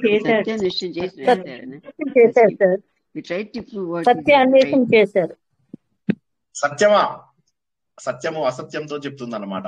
సత్యము అసత్యము ఇద్దరు మాట్లాడుకుంటున్నారు. సత్యము అసత్యము సత్యం అసత్యంతో మాట్లాడుతుంది. అసత్యమా నువ్వంటే నాకు భయం లేదు, ఓ అసత్యమా నువ్వంటే నాకు భయం లేదు, నేను నువ్వంటే ఎప్పుడు భయపడలేదు. ఓ అసత్యమా నువ్వంటే నాకు భయం లేదు, నేను ఎప్పుడు నువ్వంటే భయపడలేదు. కారణం ఏంటో తెలుసా? నువ్వు అసత్యం, నువ్వు లేవు, నువ్వు అబద్ధం, నువ్వు శాశ్వతం కాదు, నువ్వు అసలు లేనే లేవు, ఉన్నది నేను ఒక్కనే అని చెప్పేసి సత్యం చెప్పిందట. మ్యూట్ లో పెట్టుకోవాలి. సౌజన్య గారు, సుధా గారు ఇద్దరు కూడా మ్యూట్ లో పెట్టుకోండి. సో ఇంకా కూడా ఎవరో మాట్లాడుతున్నట్టున్నారు, చూడండి ఒకసారి. సో సత్యము అసత్యంతో ఏమందంటే, ఓ అసత్యమా నువ్వంటే నాకు భయం లేదు, ఎందుకంటే నువ్వు అసత్యానివి. నువ్వు అసత్యానికి ఎవరు భయపడతారు? భయపడను నేను అని చెప్పిందట. కాబట్టి జ్ఞాన మార్గంలో వెళ్లే వాళ్ళు, జ్ఞాన మార్గం అంటే మెడిటేషన్ కాదు, అది ధ్యానము. నేను అంటున్నది జ్ఞానము విజ్డమ్. ఆ విజ్డమ్ మార్గంలో ఎవరైతే వస్తారో వాళ్ళు తక్కువ మంది ఉన్నారా, ఎక్కువ మంది ఉన్నారా కాదు, అదే అల్టిమేట్. అక్కడికి చేరుకునే వాళ్ళు కొద్ది మందే ఉంటారు. శ్రీకృష్ణ భగవానుడు ఏమన్నాడు, అన్ని కూడా జ్ఞానంలో ఎండ్ అవుతాయి అని చెప్పాడు. ప్రతి ఒక్కటి కూడా, అన్ని కూడా జ్ఞానం లోపల ఎండ్ అయిపోతాయి. ఏదైనా జ్ఞానంలో పరిసమాప్తి కావాల్సిందే అని చెప్పేసి చెప్పాడు. నహి జ్ఞానేన సదృశం పవిత్రమిహం ఉచ్యతే అని చెప్పేసి కూడా, అంటే జ్ఞానం కంటే పవిత్రమైనది గొప్పది ఇంకోటి ఏది లేదు అని కూడా ఆయన చెప్పాడు. జ్ఞానాగ్ని దగ్ధ కర్మాణం అని కూడా శ్రీకృష్ణ భగవానుడు చెప్పాడు. సో కాబట్టి శ్రీకృష్ణుడు కూడా వేదాంతానికే విలువ ఇచ్చాడు. ఈ పాయింట్ అర్థం కాని వాళ్ళు నాకు అడగండి, మొహమాట పడద్దు, సిగ్గుపడద్దు, అడగండి. ఈ పాయింట్ అర్థం కాని వాళ్ళు అడగండి. కర్మకాండలు గొప్పవా, జ్ఞానం గొప్పదా? అంటే కర్మకాండలు చేయడం తప్పు కాదు, కర్మకాండలతో ప్రారంభించి జ్ఞాన మార్గంలోకి వెళ్ళాలి. అయితే కర్మకాండలే జీవితం అంతా చేసి అక్కడే ఉంటాము అంటే మనం అనుకున్నట్టుగా ఈ అమ్మ, ఆవు, ఇల్లు, ఈశ్వరుడు అని అక్కడే ఆగిపోయి 10th క్లాస్ వచ్చినా నేను అవే చెప్తాను, ఇంటర్ వచ్చినా అవే చెప్తాను, డిగ్రీ వచ్చినా నాకు డిగ్రీ సర్టిఫికేట్ ఇవ్వండి సార్, నేను ఈ బాగా మాట్లాడతాను, 14వ చాప్టర్ లో 13వ శ్లోకం నేను టక్కమని చెప్పగలను. దాని అర్థం చెప్పు ముందు. ఫస్ట్ అర్థం తెలియదు సార్ కానీ శ్లోకం వచ్చు. నువ్వు బట్టీకి విలువ ఇస్తున్నావు కానీ దాని వెనక ఉన్నటువంటి తత్వానికి విలువ ఇవ్వడం లేదు, అర్థం చేసుకోవడానికి విలువ ఇవ్వడం లేదు. భగవంతుడి తత్వం తెలిసిన తర్వాత ఇక తెలియనిదంటూ ఏది ఉండదు, అన్ని కూడా సులభంగా అర్థమైపోతూ ఉంటాయి. ఎందుకంటే భగవంతుడి జ్ఞానం అన్నిటికంటే గొప్పది, దాన్నే బ్రహ్మ జ్ఞానము, బ్రహ్మ విద్య అంటారు. అది తెలుసుకున్న తర్వాత అన్ని కూడా అర్థమవుతాయి. కానీ అది తెలుసుకోవడం కష్టము. అందుకే ఏం చేశారంటే వీళ్ళు ఇది అని చెప్పి చెప్పలేదు. ఆత్మతత్వము అంటే ఇది అని చెప్పడం కష్టం. అందుకని ఏం చేశారంటే మనల్ని ఆలోచింపజేయాలని, ఇది అనుకుంటున్నావా, ఇది కాదు, నువ్వేమనుకుంటున్నావు, నామం అనుకుంటున్నావు, కాదు, నీ పేరు పెట్టక ముందు కూడా నువ్వు ఉన్నావు. నువ్వేమనుకుంటున్నావు, రూపం, నీ రూపం రాకముందు కూడా నువ్వు ఉన్నావు. నీ తల్లి కడుపు లోపల రూపం లేదు, నీకు కండు, ముక్కు, చెవులు ఏం లేవు, ఇంత చిన్న తోలు సంచిలాగా ఉన్నావు, అప్పుడు కూడా నువ్వు ఉన్నావు. అసలు ఈ శరీరము, నామము ఏమీ లేనప్పుడు గాలి లోపల కూడా ఉన్నావు. తండ్రి శరీరంలో శక్తి, వీర్యంగా ఉన్నావు. అంతకుముందు భూమి లోపల విత్తనం లాగా ఉన్నావు. నువ్వు శాశ్వతుడవు, నువ్వు ఆనంద స్వరూపుడవు, నువ్వు భగవంతుడి యొక్క స్వరూపుడవు. మళ్ళా దేవుడు ఏం చెప్పాడు, మమైవాంశో జీవలోకే జీవభూత సనాతన అని చెప్పాడు. భగవంతుడు 1,00,000 సార్లు చెప్పాడు నువ్వు నేను తేడా లేదని. ఆఖరికి అర్జునుడితో ఏమన్నాడు, నువ్వు నేను ఒకటేనయ్యా, పాండవులలో అర్జునుడను నేను అని చెప్పి అంతెందుకు అర్జున, ఈ ప్రపంచంలో ఉన్నవన్నీ నేనే అని చెప్పాడు. మళ్ళీ 13వ చాప్టర్కి వచ్చిన తర్వాత మళ్ళీ ఏమన్నాడు, ఈ ప్రపంచంలో చర అచర అన్ని నావే, జడ చైతన్యము నేనే, కదిలేవి కదలనివి స్థావర జంగమాలు నేనే, అన్ని నేనే అని చెప్పాడు. ఇంకా కూడా మనకు భగవంతుని నమ్మకపోతే, ఎప్పుడు ఇంకా భగవంతుని కూడా నమ్మకుండా ఎవరో సార్ వీళ్ళు బాగుంది సార్, డబ్బు తీసుకొని పారాయణం చేయిస్తారు, వాళ్ళు కమిషన్ తీసుకొని చేయిస్తారు, వీళ్ళు కాళ్ళు కడిగితే మేము పైసలు ఇస్తే ఇదైతుంది, వీడేమో నాకు శాంతులు జరిపించి డబ్బులు తీసుకుంటాడు. ఆలోచించడం మొదలెట్టండి. కర్మకాండలు తప్పు కాదు, కానీ ఆ స్థాయి నుంచి ఎదగడం మొదలెట్టాలి. ఆ స్థాయి నుంచి ఎదిగినప్పుడు ఇవి అర్థమవుతాయి. ఆయన ఏమంటున్నాడు, అందుకోసమే అది అర్థం చేయించడం కోసము నువ్విది కాదు. మరి నేను ఎవరిని అంటే, ఇవన్నీ కాని వాడివే నువ్వు, నా భూమి. ఇప్పుడు ఇందులో మళ్ళీ మొత్తం మొదటి చరణం, మొదటి ఇదంతా కూడా మిగిలిపోయింది. వచ్చే వారం ఈ శ్లోకాన్ని ఖచ్చితంగా కంప్లీట్ చేస్తాను. నాకు తెలుసు 4 వారాలు ఎక్కువ అని, బట్ అయినప్పటికీ కూడా ఇవాళ ఆల్రెడీ 9:52 అయిపోయింది. సో ఈ శ్లోకానికి కనీసం ఇంకా 25 నిమిషాలు 30 నిమిషాల వివరణ ఉన్నది. సో ఇప్పుడు మనం చెప్పుకుంటున్నది మొదటి శ్లోకము. ఇందులోపల మనము ఏం తెలుసుకున్నాము, ఇవన్నీ కూడా ప్రపంచంలో మనవి నావి అనుకున్న వాటిలో స్థిరత్వం, ఏకత్వం లేదు. స్థిరత్వం, ఏకత్వం ఉన్నది కేవలం నిద్రలో మాత్రమే. ఆ నిద్రలో ఉన్నటువంటి స్థితి లాంటి మంగళకరమైన, ఆనందకరమైనటువంటి స్థితి నేను. తదేకో వశిష్ఠ శివ కేవల అహము. నేనెవరిని అంటే ఆ స్వరూపాన్ని, ఆ ఆనందమయ స్వరూపాన్ని నేను అని చెప్పి, అన్న భూమిర్న తోయం అవన్నీ కూడా వచ్చే వారం చూసుకుందాం. ఆత్మ సుఖము వీడిని ఆట కొరకు పాత్ర పోషణ చేసిది సూత్రధారి, విశ్రమించదని పాదం ఆశ్రయించి పరమ కరుణాంతరంగా శ్రీ పాండురంగా. జై శ్రీకృష్ణ. నేను స్పీడ్ గా చెప్పట్లేదని ఏమన్నా బాధపడుతున్నారా? సరిపోయింది సార్, ఈ స్పీడ్ సరిపోయింది సార్, ఈ స్పీడ్ చాలా స్పీడ్ చెప్తే అర్థం అవుతుంది సార్ మాకు. అదే కొద్దిగా స్లో అయింది. నాకు తెలిసి ఇంకా ఒక్క శ్లోకం కూడా మనం పూర్తి చేసుకోలేదు. సో వచ్చే వారం ఖచ్చితంగా ఈ మొదటి శ్లోకంని పూర్తి చేసుకుందాం మనము.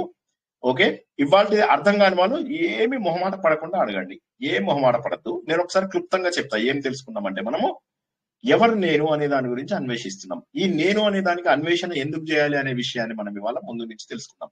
అన్వేషణ కోసం పెద్ద గ్రంథాలు పెద్ద ఇవి అవసరం లేదు. మనకు చూస్తుంటేనే, ప్రపంచాన్ని చూస్తూ ఉంటేనే అర్థమైపోతూ ఉంటుంది ఏది తప్పు, ఏది ఒప్పు, ఏది కరెక్ట్ కాదు. ఈ విషయాలన్నీ కూడా మనకు ప్రపంచంలో చూస్తూ ఉంటేనే అర్థమైపోతూ ఉంటాయి. కానీ మనం ఏంటంటే అటువైపు వెళ్ళము. మనం ఏంటంటే సులభమైన దారి, అందరూ వెళ్తున్న దారిలో నేను వెళ్దాం, అందరూ చేస్తున్నారు గంపగుత్త పారాయణ చేద్దాం, ఎవడో సత్సంగం పేరు పెట్టుకొని భజనలు చేపిస్తాడు, అందరినీ కూర్చోబెట్టి ఇదే సత్సంగం అంటాడు. ఏమంటాం?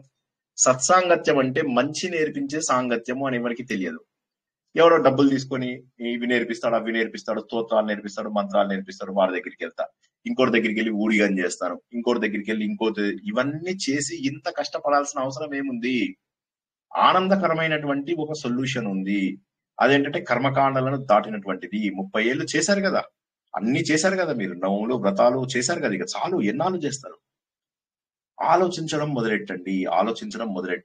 ఎలా ఆలోచించాలి? మళ్ళీ ఆలోచించడానికి ఎలా ఆలోచించాలో కూడా మళ్ళీ భగవంతుడు శ్రీకృష్ణ భగవానుడు ఒక మార్గం చూపించాడు. ఆ మార్గాన్ని శంకరాచార్య మళ్ళీ మనకు దాన్ని అనువైనటువంటి పద్ధతి లోపల అందిస్తున్నాడు. మీరు నువ్విది కాదు ఆలోచిస్తుంటే నిజమే కదా, ఇన్నాళ్ళు నేను శరీరం అనుకున్నాను, కాదు. నేను ఇన్నాళ్ళు ఆస్తులు అంతస్తులు అనుకున్నాను, కాదు. ఇన్నాళ్ళు నేను హోదా అనుకున్నాను, కాదు. ఇలా ఆలోచిస్తాం. ఆలోచించి చివరికి నేను ఎవరిని అంటే ఇవన్నీ కానటువంటి ఒక ఆనంద స్వరూపుడను. అది మనము ఈ వారం ప్రారంభించుకునేటటువంటి 15వ అధ్యాయంలో కూడా అదే విషయాన్ని మనము తెలుసుకుంటాము. ఈ రోజు తెలుసుకున్న కొత్త కాన్సెప్ట్ ఏంటంటే, మనము తర్కశాస్త్రంలో ఉన్నటువంటి అవ్యయము, వ్యతిరేకము, అన్వయము, వ్యతిరేకము. ఈ అన్వయము అంటే ఏంటంటే ఒక స్టేట్మెంట్ ని, ఒక థీరం ని తీసుకొని ముందు దాని నుంచి ఒక స్టేట్మెంట్ తయారు చేస్తాము. దానికి ఎగ్జాక్ట్లీ వ్యతిరేకమైనటువంటిది ఇంకో స్టేట్మెంట్ తయారు చేస్తాం. ఈ మొదటి స్టేట్మెంట్, రెండో స్టేట్మెంట్ ఒకే విషయాన్ని కనుక సూచించినట్లయితే అప్పుడు మొదట్లో చెప్పిన థీరం కరెక్టు. ఒకవేళ కనుక ఇది రెండింటి లోపల ఏదైనా మార్పు వచ్చి ఎక్కడో తేడా కొట్టింది అంటే మనం మొదట్లో అనుకున్నటువంటి మాట తప్పు. ఆ విధంగా మనం ఏమనుకున్నాము? శరీరము ఆనందాన్ని ఇచ్చేది కాదు, నాకు ఆనందం ఉండాలి అంటే శరీరంతో సంబంధం లేదు అన్న విషయాన్ని ఇవాళ మనము అన్వయము, వ్యతిరేకము ద్వారా నేర్చుకున్నాము. ఇది ఇవాళ మనం నేర్చుకున్నటువంటి ముఖ్య విషయం. జై శ్రీకృష్ణ. ఇప్పుడు మీరు ప్రశ్నలు అడగండి విచ్చలవిడిగా. సార్, నిర్వాణ దశకము షటకము రెండు ఒక్కటే మీనింగ్, శ్లోకాలు ఎక్కువ ఉన్నాయి అంతే కదా సార్? అంతే.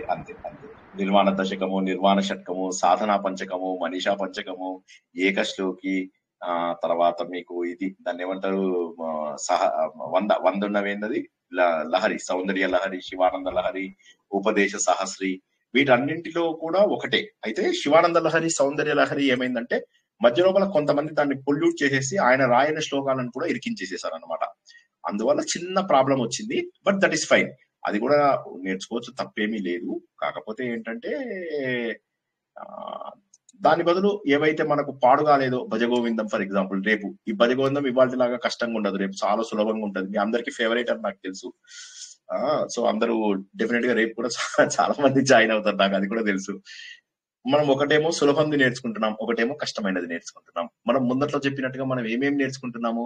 వేదం నేర్చుకుంటున్నాం, వేదంలోంచి వచ్చినటువంటి ఛందస్సు నేర్చుకుంటున్నాం, వేదంలోంచి వచ్చినటువంటి జ్యోతిష్యం నేర్చుకుంటున్నాం, వేదానికి సమానమైనటువంటి మహాభారతం నేర్చుకుంటున్నాం, మహాభారతంలోంచి వచ్చినటువంటి భగవద్గీత నేర్చుకుంటున్నాం, మహాభారతంలోంచి వచ్చినటువంటి విష్ణు సహస్రనామం నేర్చుకుంటున్నాం, ఉపనిషత్తుల సారమైనటువంటి గీత, ఆ ఉపనిషత్తుల సారమైనటువంటి భజగోవిందము, ఉపనిషత్తుల సారమైనటువంటి నిర్వాణ దశకము నేర్చుకుంటున్నాం.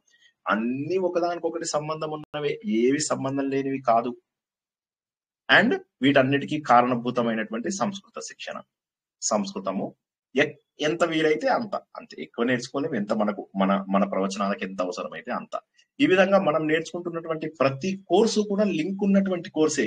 ఇది ఇంపార్టెంట్ కాదు కదా, ఇందులోకి వస్తాయి, అందులోకి వస్తాయి, ఇందులోకి వస్తాయి, అన్నిట్లోకి వస్తుంటాయి. అయితే ఏంటంటే చెప్పే పద్ధతిలో వాటిలో కొద్దిగా వివరణ తేడా ఉంటుంది. రేపు భజగోవిందం నేను చెప్పే లోపల మీరు 3 ఎగ్జాంపుల్స్ చెప్తారు. అయితే రేపు కొద్దిగా చర్చ కార్యక్రమం ఉంటుంది భజగోవిందంలో. సో కొద్దిగా చూసుకోండి, నేను ప్రశ్నలు అడుగుతూ ఉంటా, మీరు జవాబులు చెప్తూ చర్చా కార్యక్రమం రూపంలో జరుగుతుంది భజగోవిందం. భజగోవిందం ఎట్లా ఉంటుంది? మనము భగవద్గీత మొదట్లో ప్రారంభించుకున్నప్పుడు ఎలా పెట్టుకున్నాం?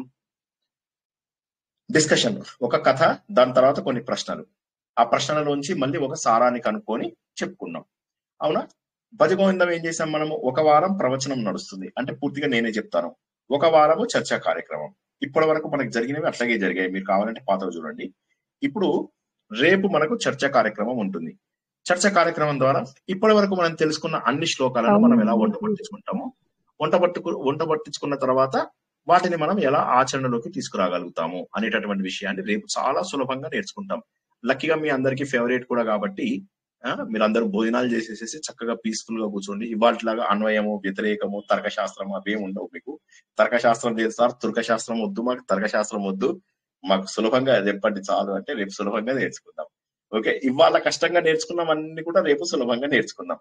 జై శ్రీకృష్ణ. ఎవరో ప్రశ్న అడుగుతుంటే నేను ఆపని చెప్పండి. జై శ్రీకృష్ణ. భజగోవిందంలో అర్థం అనర్థం భావయ నిత్యం సార్ శ్లోకం చెప్తాం మనం, ఇంకా అక్కడ దాకా రాలే కదా. నెక్స్ట్ ఇంకెవరు ప్రశ్న? జై శ్రీకృష్ణ సార్. జై శ్రీకృష్ణ మేడం. ఉపదేశ సారము దీనికి ఇంట్రడక్షన్ లాగా, ఉపదేశ సారంలో కూడా మీరు ఆల్మోస్ట్ ఇదంతా ఆత్మ తత్వమే చెప్తా ఉన్నారు లాస్ట్ లో కూడా.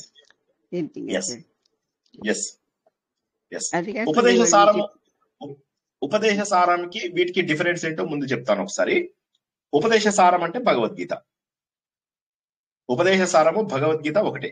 ఎందుకంటే భగవద్గీతలో ఏముంటాయి? కర్మయోగం, భక్తి యోగం, రాజయోగం, జ్ఞానయోగం.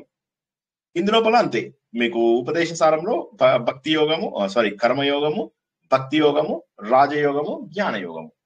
సేమ్ ఉపదేశ సారం ఈజ్ ఈక్వల్ టు శ్రీమద్ భగవద్గీత. భగవద్గీతనే సంక్షిప్తంగా 30 శ్లోకాలలో రాసిందని ఉపదేశ సారం అంటారు.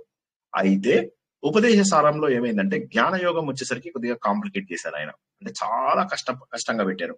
అందువల్ల మనం ఏం చేసాము, ఆ జ్ఞాన మార్గంలో ఉన్నటువంటిది ఎక్కువ రోజులు చెప్పుకోవాల్సి వచ్చింది అనమాట. మనకి 20-22 శ్లోకం దగ్గర సుమారుగా 5-6 వారాలు ఆగిపోయాం మనం. సో మిగతావన్నీ స్పీడ్గా అయ్యాయి. అదే ఆత్మతత్వము ఇప్పుడు మళ్ళీ మనం నిర్వాణ దశకంలో, భజగోవిందంలో, మళ్ళీ తర్వాత చెప్పుకోబోయే ఆత్మబోధ అని, అది కూడా శంకరాచార్యదే. ఇది నిర్వాణ దశకం అయిపోయిన తర్వాత మనం నిర్వాణ షట్కం చెప్పుకుందాం అనుకున్నాము, కానీ నేను చిన్నగా ప్లాన్ చేంజ్ చేశాను. నిర్వాణ దశకం అయిపోయిన తర్వాత ఆత్మబోధ అని చెప్పి శంకరాచార్యది ఉంది, అది చెప్పుకుంటాము మోస్ట్ ప్రాబబ్లీ. అండ్ భజగోవిందం అయిపోయిన తర్వాత కేనోపనిషత్తు ప్రారంభం అవుతుంది. ఓకేనా? సో అత్యద్భుతమైనటువంటి ఇవన్నీ కూడా మనం చక్కగా నేర్చుకుంటున్నాం. జీవితంలో మార్పు తెచ్చుకోండి. నా రిక్వెస్ట్ ఏంటంటే జనాలతో ఎక్కువ మాట్లాడడము, ఎక్కువ సెల్ ఫోన్లు, ఎక్కువ గోలలు, ఎక్కువ భజనలు, ఎక్కువ ఇవి తగ్గించండి. వీలైనంత వరకు తగ్గించండి. ఆ సెల్ ఫోన్స్ అలా పడేయండి, రోడ్డు మీద పడేయండి. అండ్ వీలైనంత వరకు ఎవరితోని మాట్లాడకుండా ప్రశాంతంగా ఉండడానికి ప్రయత్నం చేయండి. చెప్పిన ప్రవచనాలన్నీ వింటూ ఉండండి. అలా 8 గంటలు, 9 గంటలు, 10 గంటల పాటు వింటూ ఉండండి. వింటూ ఉంటే ఏదో ఒక రోజు టక్మని స్ట్రైక్ అవుతుంది. కారు నడిపిస్తూ ఉంటే టక్కుమని ఆటోమేటిక్ గా నడిపించేస్తూ ఉంటాం. సైకిల్ నేను చిన్నప్పుడు నడిపించేటప్పుడు చాలా రోజులు కష్టపడ్డాను, సడన్ గా బ్యాలెన్స్ వచ్చింది, ఎలా వచ్చిందో తెలియదు అది. సో కాబట్టి మీరు అన్నది కరెక్ట్. ఉపదేశ సారంలో ఉన్న చివరి భాగము భజగోవిందంలో, నిర్వాణ దశకంలో, ఆత్మబోధలో, వీటన్నిటిలో అదే కొనసాగుతుంది. Thank you sir. జై శ్రీకృష్ణ. ఇవాళ తర్కశాస్త్రం అది బాగుండేది సార్, ఇంట్రడక్షన్ చెప్పండి. ఏం వ్యత్యాసం చాలా బాగుండేది సార్. Thank you sir. జై శ్రీకృష్ణ. Thank you madam. జై శ్రీకృష్ణ.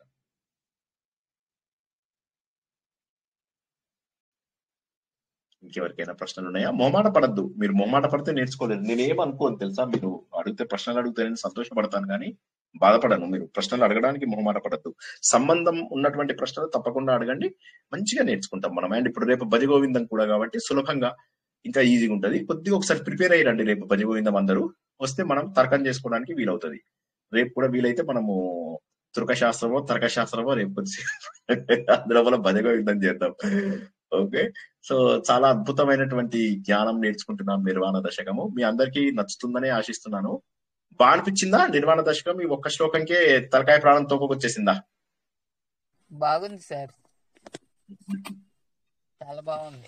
అర్థం అవడం కష్టమైనా బాగుంది సార్. అది బోల్డ్ ఎగ్జాంపుల్స్ చెప్పి మా మైండ్ కి ఎక్కించారు. మళ్ళీ మళ్ళీ వినాలి సార్. మళ్ళీ వింటే గానీ అర్థం కావు. ఇవన్నీ కొంచెం డీప్ గా మైండ్ అప్లై చేయాలి, మైండ్ ని బాగా అప్లై చేయాలి. కరెక్ట్. వీలైనంత వరకు వింటూ ఆలోచిస్తూ ఉండండి. బాగా అర్థమవుతుంది, చక్కగా అర్థమవుతుంది. అండ్ ఇంకోటి ఏంటంటే, ఒకసారి ఈ బ్రెయిన్ మీద ఉన్న తుప్పు అంతా వదిలిచ్చేసాం అనుకోండి, ఆ మట్టి అంతా తొలగించామనుకోండి, తర్వాత బ్రెయిన్ చాలా చక్కగా ఆలోచించగలుగుతుందని గుర్తుంచుకోండి. ఓకేనా? ఇంకేమైనా ప్రశ్నలు ఉంటే తీసుకుందాం, లేకపోతే రేపు 9 గంటలకు కలుద్దాం.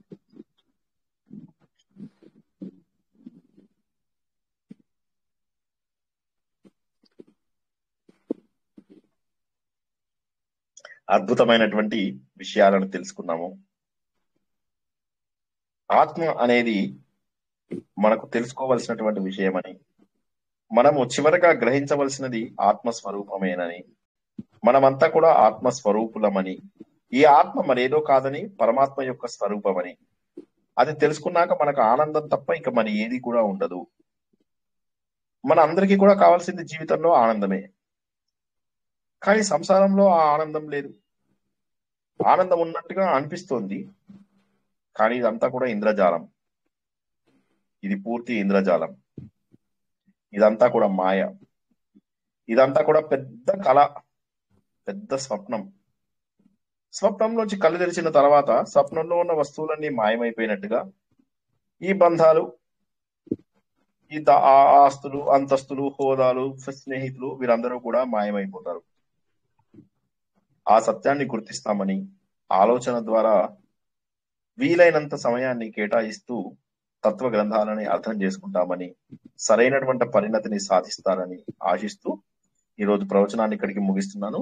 పునర్దర్శనం రేపు రాత్రి 9 గంటలకు. భజగోవిందం. జై శ్రీకృష్ణ. జై శ్రీకృష్ణ. జై శ్రీకృష్ణ సార్. సార్ బాగా చెప్పారు.